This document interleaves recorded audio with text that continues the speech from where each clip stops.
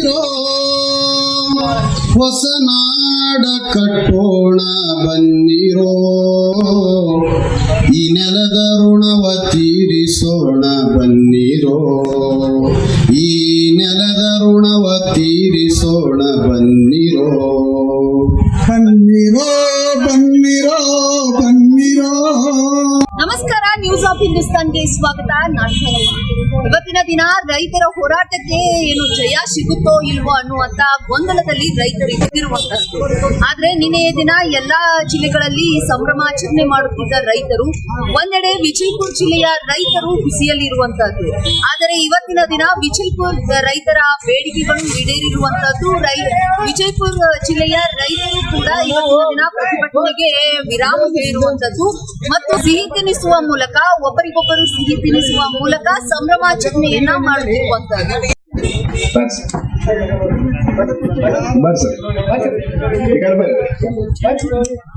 ಹತ್ತು ದಿನಗಳಿಂದ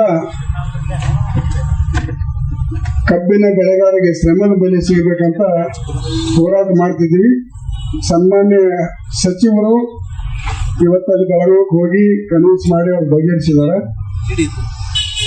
ಈಗ ಮಾನ್ಯ ಜಿಲ್ಲಾಧಿಕಾರಿಗಳು ಸರ್ಕಾರದ ಆದೇಶ ತಗೊಂಡು ಬಂದು ನಮ್ಮ ಮುಂದೆ ಓದಿ ಹೇಳೋರಿದ್ದಾರೆ.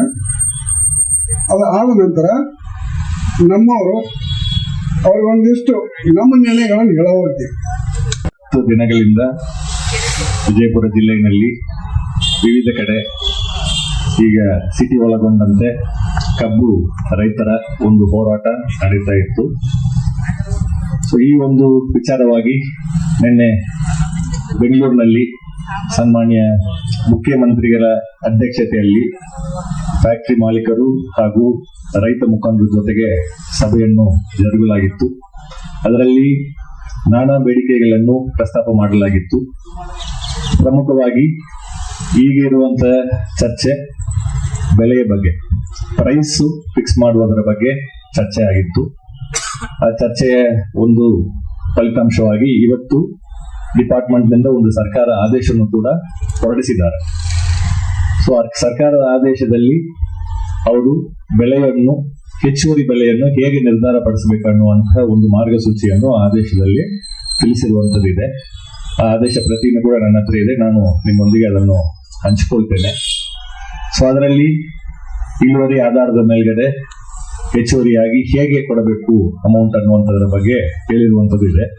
ಪ್ರಪ್ರಥಮವಾಗಿ ಅದರಲ್ಲಿ ಇರುವಂಥದ್ದು ಈ 100 ರೂಪಾಯಿ ಹೆಚ್ಚುವರಿಯಾಗಿ ಕೊಡುವಂಥದ್ದು ರಿಕವರಿಯನ್ನು ನೋಡದೆ ಪ್ರತಿಯೊಂದು ಕಾರ್ಖಾನೆಗೂ ಕೂಡ ಅದು ಅನ್ವಯ ಆಗುವ ಹಾಗೆ 100 ರೂಪೀಸ್ 100 ರೂಪಾಯಿಯನ್ನು ಕೊಡಬೇಕು ಅನ್ನುವಂತಹ ಆದೇಶ ಅದರಲ್ಲಿ ಸ್ಪಷ್ಟ ಇದೆ.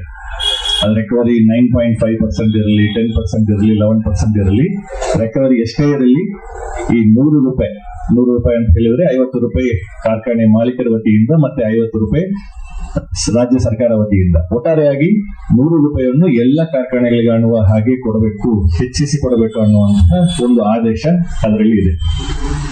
ಅದನ್ನು ಹೊರತುಪಡಿಸಿ ಉಳಿದ ಹಾಗೆ ಏನು ಬೇಸ್ ಪ್ರೈಸ್ ನಾವು FRP ಪ್ರೈಸ್ ನಿಂದ HNT ಸಾಗಾಣಿಕೆ ಮತ್ತೆ ಕಟಾವಣೆ ವೆಚ್ಚವನ್ನು ತೆಗೆದು ಕೊಡಬೇಕಾಗಿರುವಂತಹ ಅಮೌಂಟ್ ಎಷ್ಟು ಅನ್ನುವಂಥದ್ದು ಇಳುವರಿ ಮೇಲ್ಗಡೆ ಇದೆ ಅಂತ ಹೇಳಿ ಆದೇಶದಲ್ಲಿ ಸ್ಪಷ್ಟಪಡಿಸಿದ್ದಾರೆ. ಅದರಲ್ಲಿ 10.25ಗೆ ಎಷ್ಟು, 11.25%ಗೆ ಎಷ್ಟು ಅಂತ ಹೇಳಿದ್ದಾರೆ. ಅದರಲ್ಲಿ 10.25ಕ್ಕೆ ಅದರಲ್ಲಿ 3,100 ರೂಪಾಯಿ ಅಂದ್ರೆ HNT ಹೊರತುಪಡಿಸಿ ರೈತರ ಖಾತೆಗೆ ಜಮಾ ಆಗುವಂತಹ ದುಡ್ಡು. ಅದೇ ರೀತಿ ಇದರಲ್ಲಿ ಅಂದರೆ ಆ 100 ರೂಪಾಯಿಯನ್ನು ಹೊರತುಪಡಿಸಿ ಅದರಲ್ಲಿ ಆದೇಶದಲ್ಲಿ ಸ್ಪಷ್ಟವಾಗಿ ಹೇಳಿದ್ದಾರೆ 3,100 ರೂಪೀಸ್. 100 ರೂಪಾಯಿ ಸೇರಿಸಿದ್ರೆ 3,200 ರೂಪೀಸ್ ಆಗ್ತದೆ, 3,200 ರೂಪಾಯಿ ಆಗ್ತದೆ. ಅದೇ ರೀತಿ 11.25 ಇದ್ರೆ ಅದು 3,200 ರೂಪಾಯಿ ಪ್ಲಸ್ 100 ರೂಪೀಸ್. ಒಟ್ಟಾರೆಯಾಗಿ 3,300 ರೈತರ ಖಾತೆಗೆ ಹೋಗುವ ಹಾಗೆ. ಒಟ್ಟಾರೆಯಾಗಿ ರೈತರ ಖಾತೆಗೆ ಎಷ್ಟು ಜಮಾ ಆಗ್ತದೆ ಅನ್ನೋದ್ರ ಬಗ್ಗೆ ಫಸ್ಟ್ ಹೀಗೆ ಹೇಳ್ಬಿಡ್ತೇನೆ. ಯಾಕಂದ್ರೆ ಅದರಲ್ಲಿ ನಿಮಗೆ ಅದು ಫಸ್ಟ್ ಕಂತು ಎಷ್ಟು ಬರ್ತದೆ, 2ನೇ ಕಂತು ಎಷ್ಟು ಬರ್ತದೆ, ಅದಕ್ಕೆ 2 ಕಂತಿನಲ್ಲಿ ಬರ್ತದೆ ಅಂತ ಅನ್ನುವಂಥದ್ದು ಕೂಡ ಅದರಲ್ಲಿ ಉಲ್ಲೇಖ ಮಾಡಿದ್ದಾರೆ. ಮೊದಲನೇ ಕಂತು, 2ನೇ ಕಂತು 2 ಸೇರಿಸಿ ರೈತರ ಖಾತೆಗೆ ಅಂತಿಮವಾಗಿ ಪ್ರತಿ ಮೆಟ್ರಿಕ್ ಟನ್ಗೆ ಎಷ್ಟು ದುಡ್ಡು ಜಮಾ ಆಗ್ತದೆ ಅದನ್ನು ಹೇಳ್ಬೇಕಂತ ಹೇಳಿದ್ರೆ 10.25 ಇಳುವರಿ ಇರುವಂತದಕ್ಕೆ 3,200 ರೂಪಾಯಿ, ಮತ್ತೆ 11.25 ಇರುವಂತದಕ್ಕೆ 3,300 ರೂಪಾಯಿ ಅಂತ ಅದರಲ್ಲಿ ಸ್ಪಷ್ಟಪಡಿಸಿದ್ದಾರೆ. ಅದಕ್ಕೆ ಮಧ್ಯದಲ್ಲಿ ಇರುವಂತದ್ದು ಅಥವಾ ಅದಕ್ಕಿಂತ ಕಡಿಮೆ ಇಳುವರಿ ಇರುವಂತದನ್ನು ಹೇಗೆ ಲೆಕ್ಕ ಮಾಡ್ಬೇಕನ್ನುವಂಥದ್ದನ್ನು ಕೂಡ ಆ ಲೆಕ್ಕಾಚಾರದಲ್ಲಿ ತೋರಿಸಿದ್ದಾರೆ. ಅದನ್ನು ಓದೇ ಹೇಳ್ತೇನೆ ನಿಮಗೆ.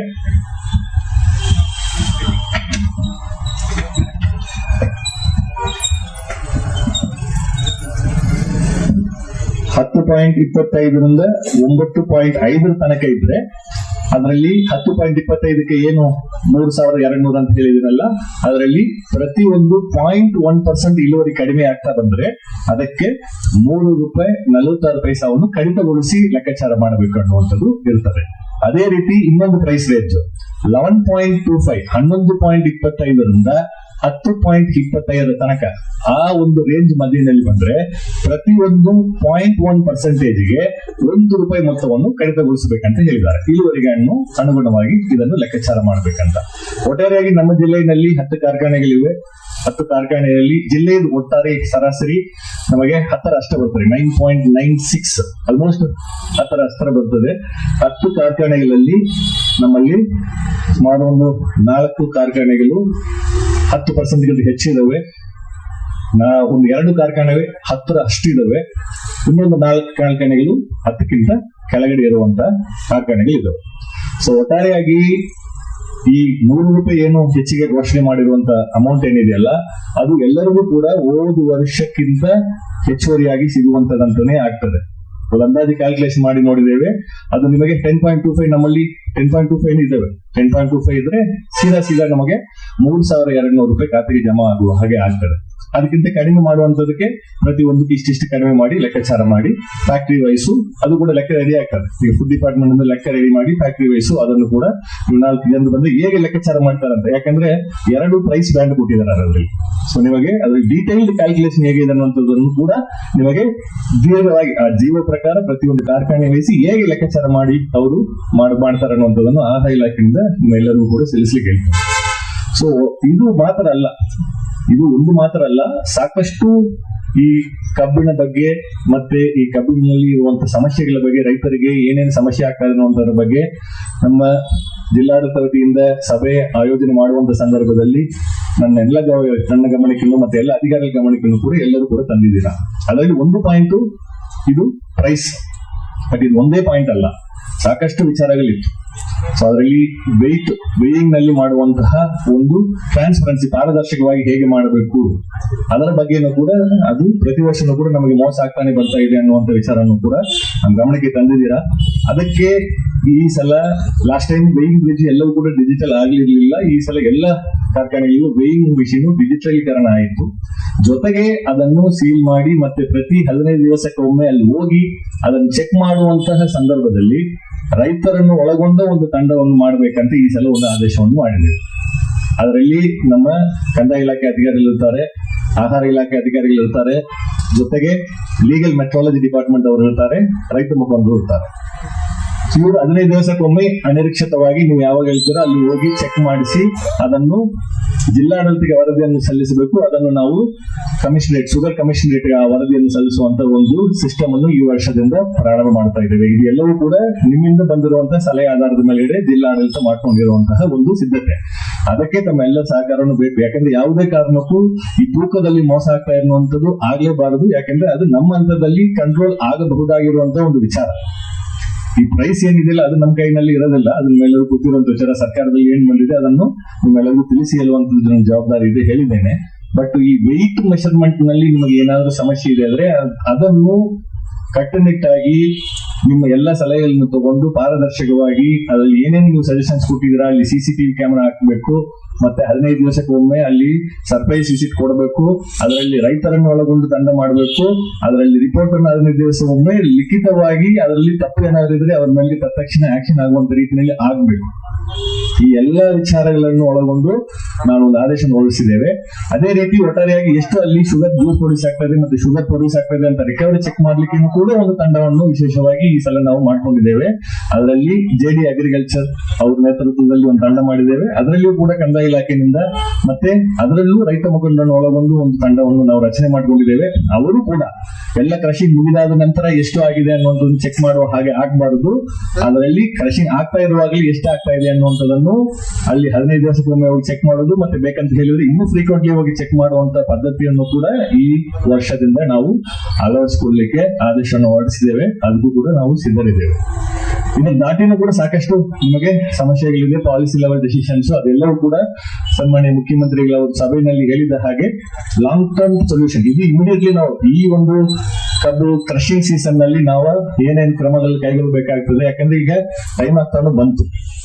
ಎಷ್ಟು ಬೇಗ ನಾವು ಸ್ಟಾರ್ಟ್ ಮಾಡಿದ್ದೇವೆ ಅಷ್ಟು ಬೇಗ ನಮ್ಮ ರೈತರಿಗೆ ಅಲ್ಲಿ ಮಾಡಿರುವಂತಹ ಒಂದು ಕಷ್ಟದ ಒಂದು ಫಲವನ್ನು ಸಿಗಲಿಕ್ಕೆ ಸ್ಟಾರ್ಟ್ ಆಗ್ತದೆ. ಎಷ್ಟು ವಿಳಂಬ ಮಾಡಿದ್ರೆ ಅಷ್ಟು ನಮಗೂ ನುಕ್ಸಾನ ಆಗುವಂತದ್ದು ಕೂಡ ಸ್ಟಾರ್ಟ್ ಆಗ್ತದೆ. ಇದು ಈ ಸಲ ಮಾಡಿರುವಂತಹ ಶಾರ್ಟ್ ಟರ್ಮ್ ಅಂದ್ರೆ ಕಾಯಮಾಗಿಲ್ಲ. ಈಗ ಸದ್ಯ ಮಟ್ಟಕ್ಕೆ ಯಾವುದೆಲ್ಲ ನಾವು ನಮ್ಮ ಕೈಯಿಂದ ಆಗ್ತದೋ ಅದನ್ನೆಲ್ಲ ಮಾಡ್ತೇವೆ. ಮತ್ತೆ ಈ ನಿಟ್ಟಿನಲ್ಲಿ ರಾಜ್ಯ ಸರ್ಕಾರವನ್ನು ಕೂಡ ಒಂದು ದಿಟ್ಟ ನಿರ್ಧಾರವನ್ನು ತಗೊಂಡು ರೈತರ ಪರವಾಗಿ ಒಂದು ನಿಮ್ಮ ಹೋರಾಟದ ಒಂದು ಫಲವಾಗಿ ಇದು ಸಿಕ್ಕಿದೆ ಅನ್ನುವಂಥದ್ದನ್ನು ನಾನು ಹೇಳ ಬಯಸ್ತೇನೆ. ನಿಗದಿ ಆಗ್ಬೇಕು ಅನ್ನುವಂಥ ತಮ್ಮ ಇನ್ಪುಟ್ಸ್, ಸ್ಯಾಂಪ್ಲಿಂಗ್ ಮೆಷಿನ್ಸ್, ಹೊಸದಾಗಿ ತಂತ್ರಜ್ಞಾನ ತರುವಂತದ್ದು, ಹೊಸ ತಳಿ ತರುವಂತದ್ದು, ಸೀನಿಯಾರಿಟಿ ಪ್ರಕಾರ ಕಟಾವಣೆ ಮಾಡಬೇಕು ಅನ್ನುವಂತ ಎಲ್ಲ ವಿಚಾರಗಳನ್ನು ಒಳಗೊಂಡು ಅದನ್ನು ರಾಜ್ಯ ಸರ್ಕಾರದಲ್ಲಿ ಒಂದು ಪಾಲಿಸಿ ಡೆಸಿಷನ್ ಆಗಿದೆ. ರೆವೆನ್ಯೂ ಶೇರಿಂಗ್ ಬಗ್ಗೆ ಪ್ರಸ್ತಾಪ ಮಾಡಿದ್ದೀರಾ, ಇದೆಲ್ಲವೂ ಕೂಡ ಪಾಲಿಸಿ ಡೆಸಿಷನ್ ಆಗಿ ಬರಬೇಕಾಗ್ತದೆ. ಹೇಗೆ ಕ್ಯಾಲ್ಕುಲೇಷನ್ ಮಾಡ್ತಾರೆ, ಹೇಗೆ ಒಂದು ಕಾರ್ಖಾನೆಗಳಿಗೂ ಸಮಸ್ಯೆ ಇರುವಂತದ್ದು ಅದನ್ನು ಹೇಗೆ ಅಡ್ರೆಸ್ ಮಾಡಿ ಅವ್ರ ಕಡೆಯಿಂದ ನಿಮಗೆ ಪೇಮೆಂಟ್ ಕೊಡಿಸುವಂತದ್ದು, ಈ ಎಲ್ಲ ವಿಚಾರಗಳನ್ನು ಲಾಂಗ್ ಟರ್ಮ್ ಆಗಿ ಕಾಯಮಾಗಿ ಆ ಒಂದು ಸಮಸ್ಯೆಗಳಿಗೆ ಪರಿಹಾರ ಕಂಡು ಹೋಗುವಂತ ನಿಟ್ಟಿನಲ್ಲಿ ಕೂಡ ಚರ್ಚೆಗಳಲ್ಲಿ ಸರ್ಕಾರ ಮಟ್ಟದಲ್ಲಿ ಮಾಡ್ತಾರಂತ ಭರವಸೆಯನ್ನು ಕೂಡ ಕೊಟ್ಟಿದ್ದಾರೆ. ಅದು ಸೆಕೆಂಡ್ ಪಾರ್ಟ್. ಸೊ ಈಗ ಶಾರ್ಟ್ ಟರ್ಮ್ ಆಗಿ ಏನು ನಮ್ಮ ಎಲ್ಲ ಹೋರಾಟದಿಂದ ಇದು ಒಂದು ಜಯ ಸಿಕ್ಕಿದೆ. ಬೇರೆ ಬೇರೆ ಜಿಲ್ಲೆಗಳಲ್ಲೂ ಕೂಡ ಅವರು ಕೂಡ ಇದನ್ನು ಸ್ವಾಗತ ಮಾಡಿದ್ದಾರೆ. ಇದು ಲಾಸ್ಟ್ ಅಂದ್ರೆ ಎಷ್ಟು ನಿರೀಕ್ಷೆ ನೀವೆಲ್ಲ ಸ್ಟಾರ್ಟ್ ಮಾಡಿದ್ದು ಒಂದು ಅಮೌಂಟ್ ಇದ್ರೂ ಕೂಡ ಈಗ ಎಲ್ಲೂ ಒಂದು ಅಮೌಂಟ್ ಈ ವರ್ಷಕ್ಕೆ ಹೋದ ವರ್ಷದಿಂದ ಹೆಚ್ಚಿಗೆ ಸಿಗುವಂತಹ ಒಂದು ಪ್ರಮಾಣದಲ್ಲಿ ಆಗಿರುವಂತದ್ದನ್ನು ಕೂಡ ನಾವು ಸ್ವೀಕಾರ ತಾವೆಲ್ಲರೂ ಮಾಡ್ತೀರಾ ಅನ್ನುವಂತ ಭರವಸೆ ಇಟ್ಕೊಂಡು ನಾನು ಬಂದಿದ್ದೇನೆ. ಈ ಆದೇಶ ಪ್ರತಿಯನ್ನು ಕೂಡ ನಾನು ತಗೊಂಡ್ ಬಂದಿದ್ದೇನೆ, ಅದನ್ನು ತಮಗೆ ಕೊಡ್ತೇನೆ. ಅದರಲ್ಲಿ ಡೀಟೇಲ್ಡ್ ಕ್ಯಾಲ್ಕುಲೇಷನ್ ಯಾರ್ಯಾರಿಗೆಲ್ಲ ಈಗ ಮೋರ್ ದನ್ 10% ರಿಕವರಿ ಇದೆ ಅದು ಸೀದಾ ಗೊತ್ತಾಗ್ತದೆ. ಅದು ನಿಮಗೆ ಎಲ್ಲರಿಗೂ ಕೂಡ ಹೋದ ವರ್ಷ ಕೊಟ್ಟಿದ್ದಕ್ಕಿಂತ ಹೆಚ್ಚಿಗೆನೆ ದರ ನಿಗದಿ ಆಗುವಂತದ್ದಾಗ್ತದೆ. ₹100 ಅಂತಲೂ ರಿಕವರಿ ನೋಡದೆ ಹೆಚ್ಚಿಗೆ ಮಾಡಿಕೊಡ್ಲಿಕ್ಕೆ ಆದೇಶವನ್ನು ಮಾಡಿ ಕೊಟ್ಬಿಟ್ಟಿದ್ದಾರೆ. ಯಾವ್ದು ರಿಕವರಿ ನೋಡದೆ ₹100 ಎಲ್ಲ ಕಾರ್ಖಾನೆಗಳಿಗೆ ಅನ್ವಯ ಆಗುವ ಹಾಗೆ ಕೊಟ್ಬಿಟ್ಟಿದ್ದಾರೆ. ಉಳಿದ ಹಾಗೆ ಈ ಪರ್ಸೆಂಟೇಜ್ ಏನು ಸ್ವಲ್ಪ ಹೆಚ್ಚು ಕಡಿಮೆ ಆಗ್ತದಲ್ಲ ಅದಕ್ಕೆ ಎಷ್ಟು ಪರ್ಸೆಂಟೇಜ್ಗೆ ಎಷ್ಟು ರೂಪಾಯಿ ಕಡಿಮೆ ಮಾಡ್ಬೇಕನ್ನುವಂಥದ್ದನ್ನು ಕೂಡ ಹೇಳಿದ್ದಾರೆ. ಅದು ಡೀಟೇಲ್ ಕ್ಯಾಲ್ಕುಲೇಷನ್ ನಮ್ಮ ರೈತ ಮುಖಂಡರು ಯಾರು ಇರ್ತಾರಲ್ಲ ಅವ್ರಿಗೂ ಪ್ರತಿಯೊಬ್ಬರಿಗೂ ಒಂದು ಕ್ಯಾಲ್ಕುಲೇಷನ್ ಮಾಡಿ ಆಹಾರ ಇಲಾಖೆಯಿಂದ ಅದನ್ನು ಕೂಡ ನಾನು ಇವತ್ತು ನೈಟ್ ಒಳಗಡೆ, ಯಾಕಂದ್ರೆ ಅವ್ರು ಮುದ್ದೆ ಅಲ್ಲಿ ಹೋಗಿದ್ದಾರೆ, ಅವ್ರು ಬರುವುದು ಯಾರು ಇರ್ಲಿಲ್ಲ, ಆಯ್ತು ಇಲ್ಲೆಲ್ಲ ಕೂತಿದ್ದಾರೆ ಅಂತ ಹೇಳಿ ನಾವು ಆಯ್ತು ಬೇಗ ಬಂದ್ಬಿಡೋಣ ಅಂತ ಈ ರೈತ ಮುಖಂಡರು ಕಾಲ್ ಮಾಡಿದ್ರು ನಾನು ಬಂದಿದ್ದೇನೆ.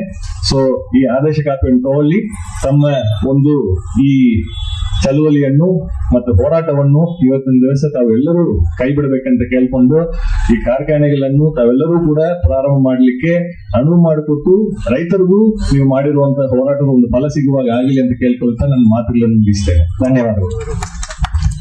ಈಗ ನಮ್ಮ ಮುಖಂಡರಾದಂತ ರಾವರು ನಾವು ನಿರ್ಣಯ ಮಾಡಿದ್ರೆ ಅದನ್ನ ಒಂದಿಷ್ಟು ಸರ್ ನಮ್ಮ ಹೋರಾಟದ ಸ್ಥಳಕ್ಕೆ ಆಗಮಿಸಿ ರಾಜ್ಯ ಸರ್ಕಾರದಿಂದ ನಿನ್ನೆ ನಡೆದಂತಹ ಸಭೆಯ ಮುಂದುವರೆದ ಭಾಗವಾಗಿ ಯಾವ್ಯಾವ ಆದೇಶಗಳನ್ನ ತಾವೆಲ್ಲ ಪರಿಪಾಲಿಸಿಲ್ಲ ಅಂತ ಹೇಳಿ ಒಂದು ಆದೇಶ ಪಟ್ಟಿಯನ್ನು ತೆಗೆದುಕೊಂಡು ಬಂದಿದ್ದಕ್ಕೆ ಮೊದಲನೇದಾಗಿ ತಮಗೂ ಕೂಡ ತುಂಬ ಧನ್ಯವಾದಗಳನ್ನು ಹೇಳ್ತಾ ಇದೀವಿ.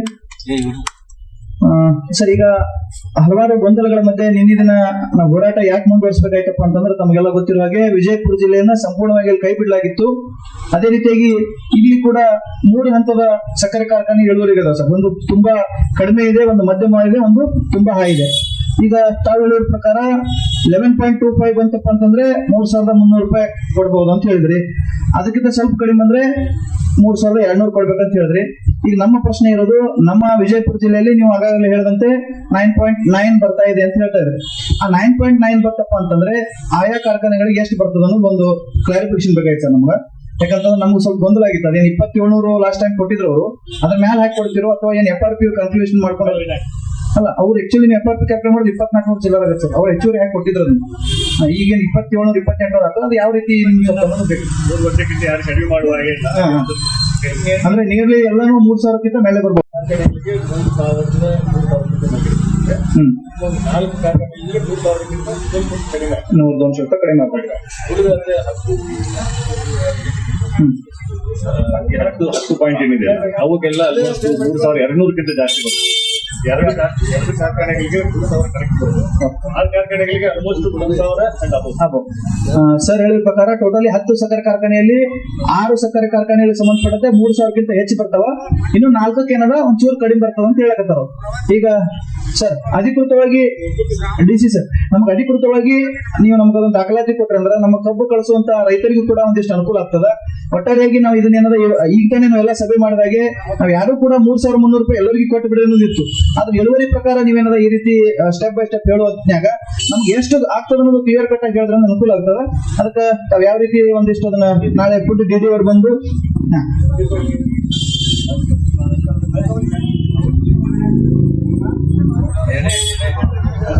ಸರ್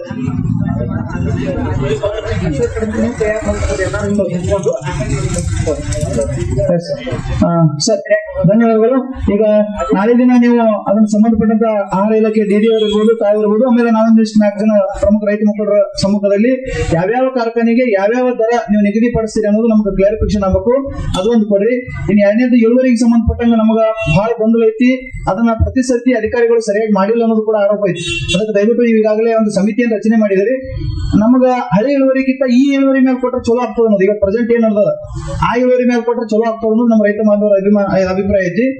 ನೀವೇನಾದ್ರೂ ಸಾಧ್ಯ ಆಗ್ತೈತಪ್ಪ ಅಂತಂದ್ರೆ ನಾಳೆ ನಡೆದಾಗ ಆ ಶುಗರ್ ಫ್ಯಾಕ್ಟ್ರಿಗೆ ಹೋಗಿ ಅಲ್ಲೇ ಇಳುವರಿ ಕ್ಯಾಲ್ಕುಲೇಷನ್ ಮಾಡಿ ಅದ್ರ ಪ್ರಕಾರ ಕೊಟ್ಟರೆ ಸಾಧ್ಯ ಆಗ್ತದೆ ಅಂತ ಒಂದು ವಿಚಾರ ಸರ್. ಇನ್ನ ಎರಡನೇದು ಈಗಾಗಲೇ ಮಾನ್ಯ ಶಿವಾನಂದ ಪಾಟೀಲ್ರು ಕಳೆದ ವರ್ಷ ಏನ್ ಹೇಳಿದ್ರು 12 ಸಕ್ಕರೆ ತೂಕ ಯಂತ್ರಗಳನ್ನ ಸರ್ಕಾರದಿಂದ ನಾವು ಕರ್ನಾಟಕದ ಕೊಡ್ಲಾಕತ್ತೀವಿ. ಅದರಲ್ಲಿ ವಿಶೇಷವಾಗಿ ಬಿಜಾಪುರಕ್ಕೆ 3 ಕರೆಂಟ್ ಕಾಟಗಳು ಕೊಡ್ತೀವಿ ಅಂತ ಹೇಳಿದ್ರು, ಡಿಜಿಟಲ್ ಕಾಟನ. ಅದು ಇಲ್ಲಿವರೆಗೂ ಕೂಡ ಇಂಪ್ಲಿಮೆಂಟ್ ಆಗಿಲ್ಲ. ತಾವು ಕೂಡ ಒಂದು ಪ್ರಪೋಸಲ್ ಅದನ್ನ ರಿಮೈಂಡ್ ಮಾಡ್ತಿರೋ ಏನ್ ಮಾಡ್ತಿರೋ ಅದನ್ನ ಸ್ವಲ್ಪ ಮಾಡಿ ಸರ್. ಅದನ್ನ ಫಾಲೋ ಅಪ್ ಆಯ್ತು ಅಂದ್ರೆ ಮುಂದಿನ ವರ್ಷ ಆದ್ರೆ ಅನುಕೂಲ ಆಗ್ತದೆ ಅನ್ನೋದು ಒಂದು ವಿಚಾರ. ಇಷ್ಟು ಪ್ರಮುಖ ಬೇಡಿಕೆಗಳಿದಾವ. ಅದಕ್ಕೆ ಈಗಾಗಲೇ ತಾವೆಲ್ಲರೂ ಸಹಕಾರ ಮಾಡಿದಿರಿ ಸರ್. ಆಮೇಲೆ ಪೇಮೆಂಟ್ 14ನೇ ದಿವಸಿಗೆ ಆಗ್ಬೇಕಂತ ಈಗಾಗಲೇ ಮೊನ್ನೆ ನಾವು 2-3 ಸಭೆಯಲ್ಲಿ ಕೂಡ ನೀವು ಅಚ್ಚುಕಟ್ಟಾಗಿ ಹೇಳಿದಿರಿ, ಮುಖ್ಯಮಂತ್ರಿಗಳು ಹೇಳಿದಾರ, ನಾವು ಕೂಡ ಕೇಳ್ಕೊತ ಬಂದಿವಿ. ಪ್ರತಿ ವರ್ಷ ಇದೇ ಆಗ್ತದೆ, ಆದ್ರೂ ಕೂಡ 7 ತಿಂಗಳು 8 ತಿಂಗಳು ಹೋಗ್ತದೆ. ಅದು ಆಗ್ಬಾರ್ದು. 14ನೇ ದಿವಸ ಮುಗಿತಂದ್ರೆ 15ನೇ ದಿವಸಕ್ಕೆ ಪೇಮೆಂಟ್ ಆಗ್ಬೇಕು.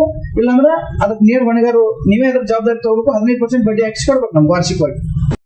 ಅದು ಲೋಡ್ ವೈಸ್ ಮಾಡಬೇಕು, ಫ್ಯಾಕ್ಟರಿ ವೈಸ್ ಮಾಡಬಾರದು ಅನ್ನುವಂತ ತಮ್ಮ ಬೇಡಿಕೆ ಇದೆ. ಇನ್ ಎಸೆನ್ಸ್ ಅಂತ ಹೇಳಿದ್ರೆ ಈಗ ರಿಕವರಿ ರೇಟ್ ಒಂದು ಫ್ಯಾಕ್ಟರಿಗೆ ಫಿಕ್ಸ್ ಆಗಿರುತ್ತದೆ. ಹೇಗೆ ಫಿಕ್ಸ್ ಆಗಿರುತ್ತದೆ? ಹಿಂದಿನ ವರ್ಷ ಆ ಫ್ಯಾಕ್ಟರಿಯಲ್ಲಿ ಎಷ್ಟು ಸಕ್ಕರೆ ಉತ್ಪಾದನೆ ಆಗಿದೆ, ಎಷ್ಟು ಟನ್ನು ಕಬ್ಬು ಕ್ರಶ್ ಆಗಿದೆ, ಇದು ಎರಡೇ ಪ್ಯಾರಾಮೀಟರ್. ಎಷ್ಟು ಸಕ್ಕರೆ ಉತ್ಪಾದನೆ ಆಗಿದೆ ಡಿವೈಡೆಡ್ ಬೈ ಎಷ್ಟು ಟನ್ನು ಕಬ್ಬು ಕ್ರಶ್ ಆಗಿದೆ ಇಂಟು 100 ಅಷ್ಟೇ ರಿಕವರಿ ರೇಟ್. ಆ ರಿಕವರಿ ರೇಟು ಇಡೀ ಕಾರ್ಖಾನೆಗೆ ಒಂದು ರೇಟು. ಶುಗರ್ ಪಾಲಿಸಿನಲ್ಲಿ ಇರುವಂತದ್ದು ಕಾರ್ಖಾನೆಗೆ ಒಂದು ರಿಕವರಿ ರೇಟು. ರೈತವಾರು, ಹೊಲವಾರು ಅಥವಾ ಲೋಡ್ ವಾರು ರಿಕವರಿ ರೇಟ್ ಮಾಡುವಂತದ್ದು ಈಗ ಶುಗರ್ ಪಾಲಿಸಿನಲ್ಲಿ ಅವ್ರು ಟೆಸ್ಟ್ ಮಾಡ್ಕೊಳ್ತಾರೆ. ಆದ್ರೆ ರಿಕವರಿ ರೇಟು ಶುಗರ್ ಪಾಲಿಸಿ ಪ್ರಕಾರ FRP ಕೇಂದ್ರ ಸರ್ಕಾರದ ಫಿಕ್ಸ್ ಆಗ್ತಾ ಬರುವಂತದ್ದು ಆದೇಶದಲ್ಲಿ, FRP ಆದೇಶದಲ್ಲಿ ತಾವೆಲ್ಲರೂ ಕೂಡ ನೋಡಿರಬಹುದು. ಒಂದು ಫ್ಯಾಕ್ಟರಿಗೆ ಇಷ್ಟು FRP, ಇಷ್ಟು ರಿಕವರಿ ರೇಟ್ ಅಂತ ಫಿಕ್ಸ್ ಆಗ್ತದೆ. ಆ ರಿಕವರಿ ರೇಟ್ಗೆ ಎಷ್ಟು FRP ಅಂತ ಫಿಕ್ಸ್ ಆಗುವಂತದ್ದು ಇರ್ತದೆ. ಆ ಒಂದು ಮಾನದಂಡವನ್ನು ಇಟ್ಟುಕೊಂಡೇ ಈ ಆದೇಶವನ್ನು ಮಾಡಿಕೊಟ್ಟಿದ್ದಾರೆ. ಯಾಕಂದ್ರೆ ಈ ಮಧ್ಯದಲ್ಲಿ ಆ ಒಂದು ಫಾರ್ಮುಲಾವನ್ನು ಬದಲಾವಣೆ ಮಾಡಲಿಕ್ಕೆ ಸಾಧ್ಯ ಆಗುವುದಿಲ್ಲ. ಅದನ್ನು ಈಗಲೇ ಹೇಳ್ಬಿಡ್ತೇನೆ, ಅದು ಸಾಧ್ಯ ಆಗುವುದಿಲ್ಲ ಈಗ ಈ ವರ್ಷದಲ್ಲಿ.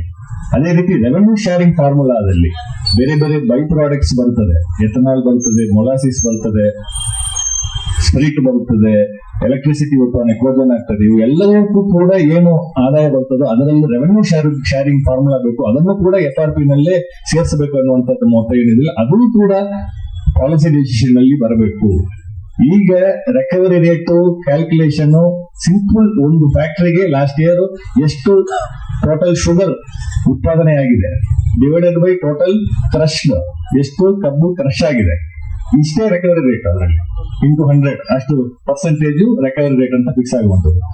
ಈಗ ಲೋಡ್ ವಾರು ರಿಕವರಿ ರೇಟ್ ಮಾಡಬೇಕು ಅಥವಾ ಹೊಲದಲ್ಲಿ ಚೆಕ್ ಮಾಡಿಕೊಂಡು ಪ್ರತಿಯೊಬ್ಬ ರೈತರಿಗೂ ಈಗ ಏನಾಗ್ತದೆ, ಒಂದು ಫ್ಯಾಕ್ಟರಿನಲ್ಲಿ ಕೊಡುವಂತಹ ಕಬ್ಬು ಅಷ್ಟು ಕಬ್ಬಿನ ರೈತರಿಗೂ ಕೂಡ ಒಂದೇ ದರ ಸಿಗ್ತದೆ, ಒಂದೇ ದರ ಸಿಗ್ತಾ ಇದೆ, ಅದರಲ್ಲಿ ತಾರತಮ್ಯ ಇಲ್ಲ. ಒಂದು ಫ್ಯಾಕ್ಟರಿಗೆ 10.25 10.25% ರಿಕವರಿ ರೇಟ್ ಅಂತ ಹೇಳಿದ್ರೆ ಆ ಫ್ಯಾಕ್ಟರಿಗೆ ಕಬ್ಬು ಕೊಡುವಂತ ಪ್ರತಿಯೊಂದು ರೈತರಿಗೂ ಆ FRP ಆ 10.25 ಏನಿದೆ ಅದೇ ಅಷ್ಟೇ ಸಿಗ್ತಾ ಇದೆ. ತಾವು ಈಗ ಪ್ರಸ್ತಾಪ ಮಾಡಿರುವಂತದ್ದು, ಈಗ ಏನ್ ಪ್ರಸ್ತಾಪ ಮಾಡ್ತಾ ಇದೀರಲ್ಲ ಅದು ರೈತರು ಯಾರು FRP ರೇಟ್ ಫಿಕ್ಸ್ ಮಾಡ್ಬೇಕನ್ನುವಂತ ತಮ್ಮದು ಒತ್ತಾಯ ಇದೆ. ಅಂದ್ರೆ ಒಂದು ಕಾರ್ಖಾನೆಗೆ ಒಂದು 10 ರೈತರು ಕಬ್ಬನ್ನು ಕೊಟ್ರೆ ಪ್ರತಿಯೊಬ್ಬ ರೈತರಿಗೂ ಬೇರೆ ಬೇರೆ ವಿಭಿನ್ನವಾದಂತಹ ಒಂದು ಅಮೌಂಟ್ ಬರುವ ಹಾಗೆ ಒಂದು ಸಿಸ್ಟಮ್ ಅನ್ನು ತಾವು ಕೇಳ್ತಾ ಇದ್ದೀರಾ? ಇಲ್ಲ ನಿಮ್ಗೆ ಹೇಳ್ತೇನೆ, ಇನ್ ಎಫೆಕ್ಟ್ ಏನಾಗುತ್ತೆ ಅಂತ ಹೇಳ್ತೇನೆ. ನೋಡ್ರಿ ಸಾಹೇಬ್ರು ಏನ್ ತಿಳ್ಕೊಂಡ ಇಂಡಿವಿಜುವಲ್ ನಾವು ರಿಕವರಿ ಕೇಳ್ತಾ ಇಲ್ಲ, ಇಂಡಿವಿಜುವಲ್ ಅಮೌಂಟ್ ಕೇಳ್ತಾ ಇಲ್ಲ. ಇವರು ನಮ್ಮ ಬಿಜಾಪುರ ಜಿಲ್ಲೆ 10 ಕಾರ್ಖಾನೆ ಇದ್ರೆ 4 ಕಾರ್ಖಾನೆ ಹೈಯೆಸ್ಟ್ ಅಲ್ಲಿದೆ, 2-3 ಕಾರ್ಖಾನೆ ಮಿಡಲ್ ಅಲ್ಲಿದೆ, 4-5 ಕಾರ್ಖಾನೆ ಲೋದಾಗಿದೆ. ಇದು ರೈತರಿಗೆ ತೊಂದರೆ ಮಾಡೋದು ಬೇಡ. ಆ ಲೋ ರಿಕವರಿ ಕಡಿಬಾರ್ದು, ಮ್ಯಾಂಡೇಟರಿ ಆಗ್ಬೇಕು. ಅವ್ರಿಗೆ 10.25 ಕಡಿಬೇಕು. ಕ್ಯಾಲ್ಕುಲೇಷನ್ ಟೋಟಲ್ ಆಗಿ ಮಾಡ್ಲಿ, ತೊಂದರೆ ಟೋಟಲ್ ಆಗಿ ಕೂಡ ಅವ್ರಿಗೇನು ಅವ್ರಿಗೆ ಡಿಸ್ಟರ್ಬ್ ಮಾಡಂಗಿಲ್ಲ. ಆಗ ಅವ್ರಿಗೆ ಆಗ್ಬೇಕು. ಇದು ಮಾಡಿದ್ರೆ ಆ ರೈತರಿಗೆ ಯಾವ ರೈತರಿಗೂ ಕಬ್ಬು ಕಡೆಯಲ್ಲ. ಅಕಸ್ಮಾತ್ ಕಡುವ ತಪ್ಪಿಗೆಲ್ಲ ಅನುಭವ ಶಿಕ್ಷೆ ಅನುಭವ ಪೆಟ್ಟು ಇದು ನಾವೆಲ್ಲ ಕೂಡ ನಿರ್ಣಯ ಮಾಡಿದ್ವಿ. ಇದೇನ್ ಬಾಳ ಚರ್ಚೆ ಮಾಡೋಂತ ವಿಷಯ, ಬರೀ ರಿಕವರಿ ಕನ್ಫ್ಯೂಸ್ ಆಗ್ಬೇಡ್ರಿ. ಏನಿಲ್ಲ ಸರ್, ಬಾಳ ಸಿಂಪಲ್ ಅದ. ಫ್ಯಾಕ್ಟ್ರಿದವ್ರಿಗೆ ಹೇಳ್ಬೇಡ್ರಿ 10 ರಿಂದ 11 ತಿಂಗಳ ನಂತರ ಕಬ್ಬು ಕಳ್ಸ ಅಂತ ಹೇಳ್ಬೇಡ್ರಿ. ಸಿಂಪಲ್ ಅದ, ಮ್ಯಾಂಡೇಟರಿ. ಬಾಳ ಕನ್ಫ್ಯೂಸ್ ಮಾಡ್ಬೇಕು, ಇಷ್ಟ ಕ್ಲಿಯರ್ ಹೇಳ್ಬೇಡ್ರಿ ಅವ್ರಿಗೆ. ತಾನೇ ಬಾಳ ರಿಕವರಿ ಹೋಗ್ಬೇಡ್ರಿ. ಅದೇ ಇಷ್ಟೇ ನೋಡಿ ಸರ್. ಮತ್ತೆ ಮೆಚೂರ್ಡ್ ಕಬ್ಬನ್ನು ಕಡಿದ್ರೆ ಈ ಪ್ರಾಬ್ಲಮ್ ತನ್ಪಾಟಿಗೆ ಸಾಲ್ವ್ ಆಗ್ತದೆ, ಆಟೋಮೆಟಿಕ್ ರಿಕವರಿ ಬರ್ತದೆ. ಅದಕ್ಕೆ ಪೂರಕವಾಗಿ ಸೀನಿಯಾರಿಟಿ ಪ್ರಕಾರ ಯಾವಾಗ ಕಬ್ಬು ಅಲ್ಲಿ ಬೆಲೆ ಬಿತ್ತಿದಾರ ಆ ಡೇಟ್ ಅನ್ನು ಸೆರೆ ಹಿಡಿದು ಒಂದು ಆಪ್ ನಲ್ಲಿ ಬರುವ ಹಾಗೆ ಒಂದು ಸಿಸ್ಟಮ್, ಅದು ಕೂಡ ನಮ್ಮ ಮೀಟಿಂಗ್ ನಲ್ಲಿ ರೈತ ಮುಖಂಡರ ಜೊತೆ ಒಂದು ಮೀಟಿಂಗ್ ಚರ್ಚೆ ಆಗಿದೆ. ಅದನ್ನು ಮಾಡಿದ್ರೆ ಈ ಪರಿಹಾರ ಒಂದು ಶಾಶ್ವತ ಪರಿಹಾರ ಆಗ್ತದೆ. ಆಕ್ಚುಯಲ್ ಕ್ಯಾಲ್ಕುಲೇಷನ್ ನಿಮಗೆ ಪಕ್ಕ ಆಗ್ತದೆ. ಈ ಮೆಚೂರ್ ಕಬ್ಬು ನಮ್ಮ ಕಾರ್ಖಾನೆಗಳಿಗೆ ಬರ್ಲಿಕ್ಕೆ ಸ್ಟಾರ್ಟ್ ಆದ್ರೆ ಕೊನೆಯ ಮೊಮೆಂಟ್ ಅಲ್ಲಿ ಸೀಸನ್ ಮುಗಿದ ಒಳಗಡೆ ಈಗ ಜೂಲೈ ಹಾಕಿರ್ತಾರೆ, ಅವೆಲ್ಲವೂ ಕೂಡ 6 ತಿಂಗಳು 7 ತಿಂಗಳ ಕಬ್ಬನ್ನು ಕಲಿಸ್ಬಿಟ್ರೆ ಒಟ್ಟಾರೆಯಾಗಿ ಆವರೇಜ್ ಕಡಿಮೆ ಆಗ್ಬಿಡ್ತದೆ, ಅಲ್ಲಿ ರಿಕವರಿ ಬರಂಗಿಲ್ಲ ಅಂತ ಹೇಳಿ. ಸೊ ಅದಕ್ಕೆ ಸೀನಿಯಾರಿಟಿ ಪ್ರಕಾರ ಏನು ಮಾಡ್ಬೇಕಂತ ಹೇಳಿದ್ರಲ್ಲ ಅದಕ್ಕೂ ಅದನ್ನ ಮಾಡಬೇಕು. ಈಗ ಸರ್ಕಾರದಿಂದ ತಾವೆಲ್ಲ ಏನು ಹೇಳಿದಿರಲ್ಲ, ಒಂದು ಆಪ್ ರೆಡಿ ಮಾಡಿ ಅದನ್ನು ಸೀನಿಯಾರಿಟಿಯನ್ನು ಜ್ಯೇಷ್ಠತೆಯನ್ನು ಅದರ ಆಧಾರದ ಮೇಲ್ಗಡೆ ಅದನ್ನು ಕಾರ್ಖಾನೆಯವರಿಗೂ ಕೂಡ ಕೊಟ್ಟು HND ಟೀಮ್ನವರಿಗೆ ಅದರ ಒಂದು ಸೀನಿಯಾರಿಟಿ ಪ್ರಕಾರ ಮಾಡ್ಕೊಂಡ್ ಬನ್ನಿ ಅಂತ ಸಿಸ್ಟಮ್ ಅನ್ನು ಕ್ರಿಯೇಟ್ ಮಾಡಬೇಕು. ಇದೆಲ್ಲ ಲಾಂಗ್ ಟರ್ಮ್ ಸೊಲ್ಯೂಷನ್ಸ್. ತಾವೆಲ್ಲ ಈ ಇಶ್ಯೂ ಅನ್ನ ಎಲ್ಲ ಹೇಳ್ತಾ ಇದ್ದೀರಲ್ಲ, ಇದೆಲ್ಲ ಲಾಂಗ್ ಟರ್ಮ್ ಸೊಲ್ಯೂಷನ್ಸ್. ಅದಕ್ಕೂ ಕೂಡ ಈಗ ತಾವು ಏನೇನು ಹೇಳಿದಾರೆ ಅದನ್ನಷ್ಟು ಕೂಡ ನಾನು ಅರ್ಥ ಮಾಡಿಕೊಂಡು ನನಗೂ ಕೂಡ ಮನವರಿಕೆ ಆಗಿದೆ ಅನ್ನೋದನ್ನು ಈ ಸಂದರ್ಭದಲ್ಲಿ ನಾನು ಹೇಳ್ತೇನೆ. ದಯವಿಟ್ಟು ನಮ್ದೆಲ್ಲ ರೆಕಮೆಂಡೇಶನ್ ನಮ್ದೆಲ್ಲ ನಿರ್ಣಯ ಒಂದೇ ಇದೆ. ಫ್ಯಾಕ್ಟ್ರಿ ಅವ್ರು ಇನ್ನೇನು ಕರೆದು ನಮ್ಮ ರೈತರ ಸಮ್ಮುಖದಾಗ ಫ್ಯಾಕ್ಟ್ರಿ ಅವರಿಗೆ ತಾವು ಓರಲ್ ಆಗಿ ವಾದ ಮಾಡ್ರಿ, ದಯವಿಟ್ಟು ಮ್ಯಾಚೂರ್ಡ್ ಆಗಿ ಕಡಿಮೆ ಮಾಡ್ತಾರೆ. ಇಲ್ಲ, ಇನ್ಫಾರ್ಮೇಶನ್ ಕೊಡ್ತೇನೆ. ಸಿ ಈಗ 3 ಸಭೆ 4 ಸಭೆ 5 ಸಭೆ 6 ಸಭೆಗಳು ಮಾಡ್ಕೊಂಡು ಹೋಗುವಂತ ಒಂದು ಸಿಸ್ಟಮ್ ಕ್ರಿಯೇಟ್ ಮಾಡಬೇಕಾಗಿರೋದು ಎರಡನೇ ವಿಚಾರ. ಸಿಸ್ಟಮ್ ಯಾರು ಕ್ರಿಯೇಟ್ ಮಾಡಬೇಕು? ನಾವೇ ಕ್ರಿಯೇಟ್ ಮಾಡಬೇಕು. ಈಗ ತಾವು ಸಜೆಷನ್ ಕೊಟ್ಟಿದ್ದೀರಾ, ವೇಟ್ ಚೆಕ್ ಮಾಡ್ಲಿಕ್ಕೆ ಒಂದು ಸಿಸ್ಟಮ್ ಆಗ್ಬೇಕು ಸರ್ ಅಂತ ಹೇಳಿದ್ದೀರಾ, ಒಂದು ಕಮಿಟಿ ಆಗ್ಬೇಕು, ಮತ್ತೆ ಅವರು ಇನ್ಸ್ಪೆಕ್ಷನ್ ಮಾಡ್ಲಿಕ್ಕೆ ರೆಕಾರ್ಡ್ ಇನ್ಸ್ಪೆಕ್ಷನ್ ಮಾಡ್ಲಿಕ್ಕೆ ಒಂದು ಅವಕಾಶ ಆಗ್ಬೇಕು. ಈ ಸಜೆಷನ್ಸ್ ಎಲ್ಲ ತಾವೇನ್ ಕೊಟ್ಟಿದ್ರೆ ಅದನ್ನು ನಾವು ಅಳವಡಿಸ್ಕೊಂಡಿದ್ದೇವೆ. ಮತ್ತೆ ಸರ್ಕಾರ ವತಿಯಿಂದಲೇ ವೈಯಿಂಗ್ ಯೂಸ್ ಮಾಡ್ಬೇಕನ್ನುವಂತ ಒಂದು ಬೇಡಿಕೆ ಇದೆ, ಅದಕ್ಕೆ ನಾವು ಪ್ರಯತ್ನ ಮಾಡಬೇಕು ಮತ್ತೆ ಹೇಳಿದ್ದಾರೆ. ಸೊ ಇದು ಎಲ್ಲವೂ ಕೂಡ ಈ ಎಂಟೈರ್ ವಿಚಾರಗಳಲ್ಲಿ ಬದಲಾವಣೆ ಬರುವಂತದ್ದು. ಈಗ ಆಸ್ ಆಫ್ ನಾವು ಈಗ ಎಲ್ಲ ಮೀಟಿಂಗ್ ನಲ್ಲಿ ಇನ್ನು 1-2 ದಿವಸ ಅಂತ ಹೇಳಿ ಆ ಮಟ್ಟಕ್ಕೆ ಒಂದು ನಿಂತಿರುವಂತ ಸಂದರ್ಭದಲ್ಲಿ ಈ 10 ದಿವಸ ತಮ್ಮ ಎಲ್ಲರೂ ಹೋರಾಟ ಒಂದು ಹಿನ್ನೆಲೆಯಲ್ಲಿ ರಾಜ್ಯ ಸರ್ಕಾರಕ್ಕೆ ಮನವರಿಕೆಯಾಗಿ ಸ್ಪಂದಿಸಿ ಒಂದು ಆದೇಶವನ್ನು ಹೊರಡಿಸಿ ಪ್ರತಿಯೊಂದು ಕಾರ್ಖಾನೆಗೂ ಕೂಡ 100 ರೂಪಾಯಿಯನ್ನು ಹೆಚ್ಚಿಸಿ ಕೊಡುವಂತಹ ಒಂದು ಸರ್ಕಾರ ಆದೇಶ ಹೊರಡಿಸಿರುವಂತಹ ಹಿನ್ನೆಲೆಯಲ್ಲಿ ತಮ್ಮೆಲ್ಲರಲ್ಲಂದ್ರೂ ನಾನು ವಿನಂತಿ ಮಾಡಿಕೊಂಡಿದ್ದು ಒಂದು ಏನಂತ ಹೇಳಿದ್ರೆ, ಈ ಏನು ಚಳವಳಿ ಮತ್ತೆ ಹೋರಾಟ ನಡೀತಾ ಇದೆಯಲ್ಲ, ಇದನ್ನು ಈಗ ಸದ್ಯ ಮಟ್ಟಕ್ಕೆ ನೀವು ಕೈ ಬಿಟ್ಟು ಸದ್ಯ ಮಟ್ಟಿಗೆ ನಿಲ್ತಾ ಇರೋದು. ಯಾವಾಗಲೂ ನಾವು ಎಲ್ಲರೂ ಇಲ್ಲೇ ಇರ್ತೇವೆ, ಯಾರು ಇಲ್ಲಿ ಹೋಗಲ್ಲ. ಈಗ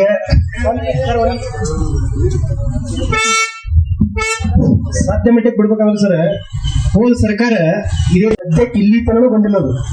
ಅವ್ರು ನೆಕ್ಸ್ಟ್ ಏನ್ ಹೇಳಿದ್ರು, ಫ್ಯಾಕ್ಟ್ರಿ ಅವ್ರು ಕೋರ್ಟಿಗೆ ಹೋದ್ರು, ಸ್ಟೇ ತಗೊಂಡ್ರು, ಏನೆಲ್ಲ ಹೇಳಿದ್ರು. ಇವತ್ತು ಸರ್ ಸರಿಸುಮಾರು ಸಾವಿರಾರು ರೈತರು ಬೀದಿಗಳು ಹೋರಾಟ ಮಾಡಿ ಏನೋ ಒಂದು ನೆಮ್ಮದಿಯಿಂದ ಖುಷಿ ಆಚರಣೆ ಮಾಡಾಕ್ತಾರೆ. ಈಗ ನೀವು ಹೇಳಾಕ್ತಿರಿ ಹೋರಾಟ ನಾವು ಹಿಂದೆ ಹೇಳ್ತೀರಿ, ತಕ್ಕೋತೀವಿ.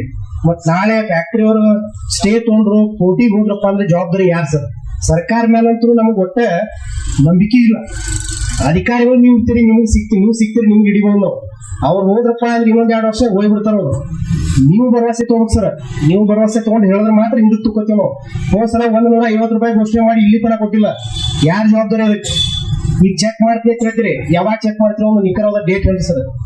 ಈಗ ಸುಮ್ಮನೆ ಈ ಫ್ಯಾಕ್ಟ್ರಿ ಅವರು ಏನ್ ಮಾಡ್ತಾರ, ಏನ ಸಕ್ಕರೆಯಾಗ ಬಿಟ್ಟು ಚಾ ಪುಡಿ ತಗೊಂಡ್ರತ್ತ ಹಂಗ್ ಮಾಡ್ತಾರ.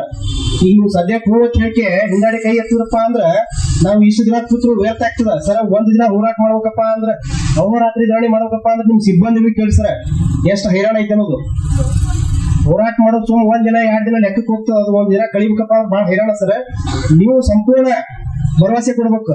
ಈಗೇನ್ ಕೊಟ್ಟಾರಲ್ಲ, ನಮಗೇನ್ ಫ್ಯಾಕ್ಟ್ರಿ 50 ಕೊಟ್ಟಿದ್ದು, ಸರ್ಕಾರ 50 ಕೊಟ್ಟಿದ್ದು, ಅದೇನ್ ದೊಡ್ಡ ಮೊತ್ತ ಅಲ್ಲ, ಅತಿ ಕಡಿಮೆ ಮೊತ್ತದು.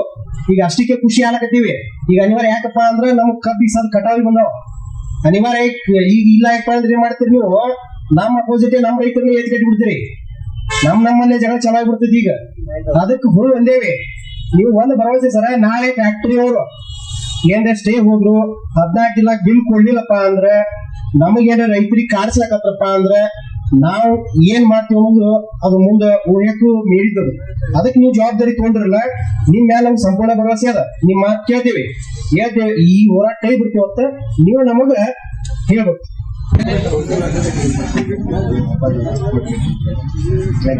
ಭಾರತ್ ಮಾತಾ ಕಿ ರೈತರ ಹೋರಾಟಕ್ಕೆ